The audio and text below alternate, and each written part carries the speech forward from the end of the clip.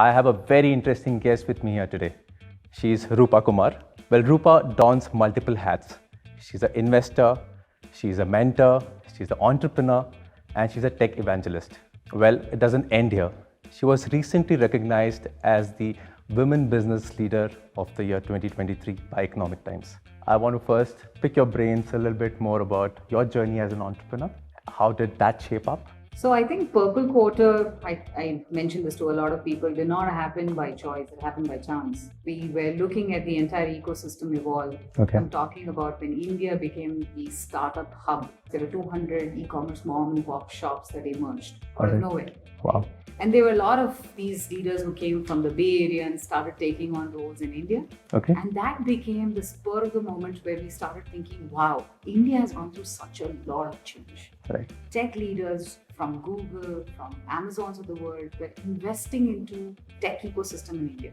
We were not really doing anything in terms of getting these guys those roles, but we were watching from the sidelines, enjoying how India was growing. That is when things happened in the head where we thought, hey, we should get more people from the Bay Area into India. And while we were doing that, where we were having these conversations and saying, hey, we should move more leaders here, some of these people that we are talking about went back to the US. They went back to where they came from. Okay. Interestingly, we call that entire project as a boomerang project. And it kind of boomeranged. Wow. Because of the fact that, people didn't want to take up those roles as they saw the examples went back. Right. That was a moment of truth. That's when we realized that, hey, if people went back to where they were stalwarts, they were the best of technologists, went into the best of places. What went wrong?